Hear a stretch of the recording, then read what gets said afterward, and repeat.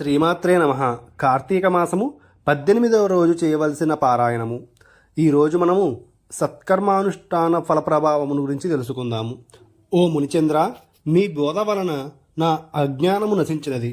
నా అనుమానము తీర్చి జ్ఞానము ఉపదేశించారు. నేటి నుండి మీ శిష్యుడినైతిని. నాకు తండ్రి, గురువు, దైవము సమస్తము మీరే. నా పూర్వ పుణ్యఫలము వలనే కదా మీ వంటి పుణ్యపురుషుల సాంగత్యము నాకు కలిగినది. కావున నన్ను తమ శిష్యునిగా స్వీకరించి సత్కర్మలను మానవుడు ఎట్లు చేయవలెనో వాటి వల్ల వచ్చే ఫలితము ఏమిటో దయచేసి తెలియజేయవలసిందిగా ప్రార్థిస్తున్నాను అన్నాడు. అందుకు అంగీరసముని, నీవు అడిగిన ప్రశ్నలన్నీ మంచివే, అవి అందరికీ ఉపయోగార్థమైనవే, కనుక చెప్తాను, శ్రద్ధగా విను. ప్రతి మానవుడు ఈ శరీరమే సుస్థిరమని నమ్మి జ్ఞానము లేనివానిగా ప్రవర్తిస్తున్నాడు. ఈ భేదము శరీరమునికే గాని ఆత్మకు లేదు. అలాంటి ఆత్మజ్ఞానము కలుగుటకే మంచి పనులు చేయవలననే అన్ని శాస్త్రములు ఘోషిస్తున్నవి. సత్కర్మలను ఆచరించి వాటి ఫలమును పరమేశ్వరునకు అర్పించినచో వానికి జ్ఞానము కలుగును. ఈ శరీరము నీటి బుడగలాంటిది. కష్టం, సుఖం, సంతోషం, విచారం అనేవి శరీరానికే గాని ఆత్మకు ఉండవు. ఆత్మజ్ఞానం కలగడం కోసం కర్మలు చేయాలి. ఈ కార్యాచరణ వల్ల చిత్తశుద్ధి కలుగుతుంది. ఆ విధంగా జ్ఞాని అయి ఆత్మను తెలుసుకోవాలి. కనుక వేద విధులను, వర్ణాశ్రమ ధర్మాలను తప్పక చెయ్యాలి. ముఖ్యంగా బ్రాహ్మణుడు ప్రాతస్నానముతో పాటు సంధ్యావందనము, హోమజపాలు తప్పక చెయ్యాలి. ఆత్మ అంతఃకరణానికి, దాని వ్యాపారాలకు సాక్షి. చైతన్యము ఆత్మ యొక్క రూపము, అదే సత్యము.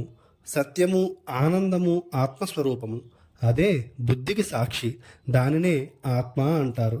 దేహము పృథివ్యాధి పంచభూతాల మాత్రల వల్ల పుడుతుంది కనుక అది ఆత్మ కాదు. ఇంద్రియాలు, మనస్సు, బుద్ధి, ప్రాణాలు ప్రకాశించేటట్లు చేసేది ఆత్మ. వాటికి స్వయం ప్రకాశ శక్తి లేదు. ఇవన్నీ జడ పదార్థాలు. వారిని ప్రకాశింపచేసేది ఆత్మ, అదే నేను అనేది. దీనివలన మార్పు పొందక జాగ్రత్తావస్థలో, సుషుప్తిలో, స్వప్నములో దేనిని అంటే జీవుని నడిపించేది ఆత్మ, అదే నేను. ఘటమును ప్రకాశింపచేసే దీపము గంట కన్నా వేరే కదా. అలాగే దేహమును, ఇంద్రియాలను ప్రకాశింపచేసే బోధ జ్ఞానమూర్తి ఆత్మ అయి వేరే ఉంటున్నాడు. అదే నేను. సర్వజ్ఞునిగా, సర్వశక్తి సంపన్నునిగా వేదాలు చెప్తున్నవాడే ఆత్మ, అదే నేను. ఇప్పుడు తెలిసిందా అహం బ్రహ్మ అంటే ఏమిటని? ఆ బ్రహ్మ పదార్థమే నేను. దమాది సాధన సంపత్తితో శ్రవణ మననాదులకు సక్రమంగా అభ్యసిస్తూ అహం బ్రహ్మ అనే వాక్యబోధ దృఢంగా తెలుసుకోవాలి. వేదం వల్లను గురువు అనుగ్రహం వలను జీవాత్మ, పరమాత్మ జ్ఞానం కలుగగానే సంసారానికి సంబంధించిన పునాది కొట్టుకుపోతుంది. తరువాత కొంతకాలం ప్రారబ్ధ కర్మ అనుభవించి ఆ పైన సుస్థిరమైన ముక్తిని పొందడం అవుతుంది. ప్రారబ్ధ కర్మ విచ్ఛేదానికి, ఈ ఆత్మశుద్ధికి వేదోక్తమైన కర్మకాండ చెయ్యాలి. అది చేసే మార్గాన్ని సద్గురువు వల్ల తెలుసుకోవాలి. అలా తెలుసుకుని చేసిన ఆ కర్మఫలాన్ని ఈశ్వరార్పణమస్తు అని దారపోయాలి. అలా చేస్తే పాప విముక్తుడవై ఉత్తమ జన్మ ఎత్తి ఆ జన్మలో శ్రవణ మననాదుల్ని అభ్యసించి తెలుసుకున్నవాడై బంధ విముక్తుడు అవుతాడు, మోక్షము పొందుతాడు అని అంగీరస మహాముని చెప్పాడు. సూర్య చంద్రగ్రహణ సమయములయందు తదితర పుణ్యదినములయందు స్నానము తప్పక చేయవలను. ప్రాతకాలమున స్నానము చేసి సంధ్యావందనము, సూర్య నమస్కారములు చేయవలను. ఆ విధంగా చేయనివాడు కర్మభ్రష్టుడవుతాడు. కార్తీక మాసంలో అరుణోదయ స్నానము ఆచరించిన వారికి 4 విధాలైన పురుషార్థములు సిద్ధించును. కార్తీక మాసముతో సమానమైన మాసము, వేదములతో సరితూగు శాస్త్రము, గంగా, గోదావరి నదులకు సమానమైన తీర్థములు, భార్యతో సరితూగు సుఖము, ధర్మముతో సమానమైన మిత్రుడు, శ్రీహరితో సమానమైన దేవుడు లేడని తెలుసుకోవాలి. ఈ విధంగా కార్తీక మాసంలో చేసిన వారు 1,000,000 యాగములు చేసిన ఫలమును పొంది వైకుంఠమునకు వెళ్ళదురు అని అంగీరసుడు చెప్పగా విని మరలా ఇట్లు ప్రశ్నించాడు. ఓ మునిశ్రేష్ఠ, చాతుర్మాస్య వ్రతమని చెప్పారు కదా, ఆ వ్రతం ఎందుకు చెయ్యాలి? ఇది వరకు ఎవరైనా ఈ వ్రతము చేశారా? ఆ వ్రతము యొక్క ఫలితము ఏమిటి? ఏ విధంగా చేయాలి? వివరంగా తెలియజేయమని కోరాడు. అందుకు అంగీరసుడు ఇట్లు చెప్పసాగాడు. చాతుర్మాస్య వ్రతము అనగా శ్రీ మహావిష్ణువు మహాలక్ష్మితో ఆషాఢ శుద్ధ ఏకాదశి రోజున పాలసముద్రంలోని శేషుని పాంటుపై నిద్రించి కార్తీక శుద్ధ ఏకాదశి నాడు యోగ నిద్ర నుండి మేల్కొంటాడు. ఆ 4 మాసములకే చాతుర్మాస్యము అని పేరు. అనగా ఆషాఢ శుద్ధ ఏకాదశి శయన ఏకాదశి అని, కార్తీక శుద్ధ ఏకాదశి ఉత్థాన ఏకాదశి అని, ఈ వ్రతమునకు చాతుర్మాస్య వ్రతం అనే పేర్లు గలవు. ఈ 4 మాసములలో శ్రీ మహావిష్ణువు ప్రీతి కొరకు స్నాన దాన జప తపము మొదలైన సత్కార్యములు చేసినచో సంపూర్ణ ఫలము కలుగును. ఈ విషయము శ్రీ మహావిష్ణువు ద్వారా నేను తెలుసుకున్నాను అని ఆ వివరాలను తెలియజేస్తాము వినుము అన్నారు. పూర్వము కృతయుగంలో వైకుంఠమునందు గరుడ గంధర్వాది దేవతలచే వేదముల చేత సేవింపబడుతున్న శ్రీమన్నారాయణుని వద్దకు నారద మహర్షి వచ్చి పద్మనేత్రుడును 4 చేతులు గలవాడును కోటి సూర్య ప్రకాశ మానముతో ప్రకాశించడి శ్రీమన్నారాయణునకు నమస్కరించి నిలబడి ఉండగా అంతటా శ్రీహరి నారదుని చూచి ఏమీయూ తెలియని వాని వలె చిరునవ్వుతో, నారద, నీవు క్షేమమే కదా? త్రిలోక సంచారివైన నీకు తెలియని విషయాలు ఏమీ ఉండవు. మహామునుల యొక్క కార్యక్రమాలు ఎలాంటి విఘ్నములు లేకుండా సాగుచున్నాయా?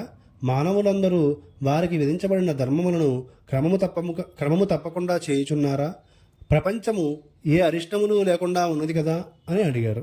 అంతటా నారదుడు శ్రీ మహావిష్ణువుకు లక్ష్మీదేవికి నమస్కరించి, ఓ దేవా, ఈ ప్రపంచంలో నీకు తెలియని విషయములు ఏమీ లేవు.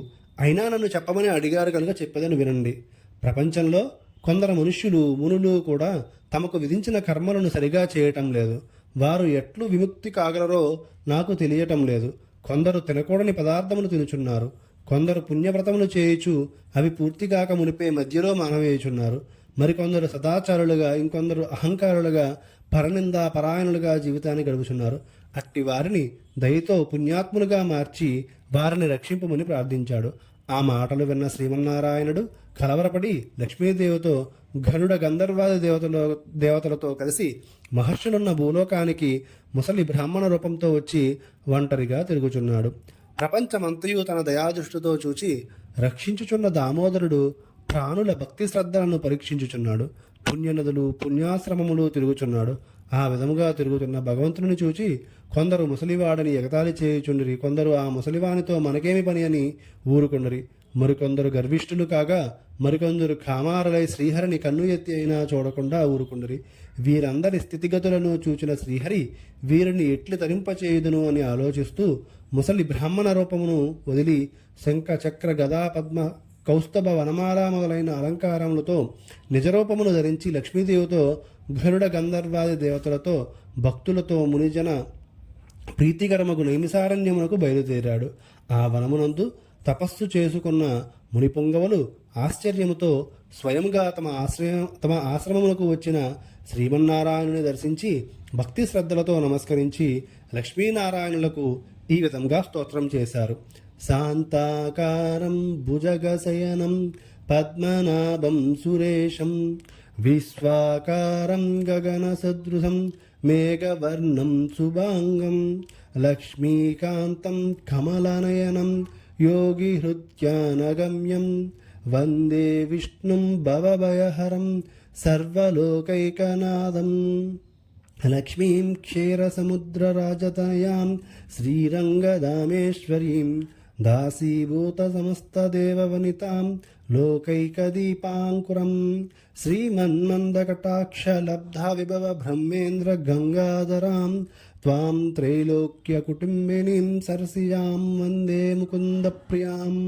స్కాందపురాణాంతర్గత వశిష్ఠ ప్రోక్త కార్తీక మాహత్యమునందలి 18వ అధ్యాయము 18వ రోజు పారాయణము పూర్తి అయినది.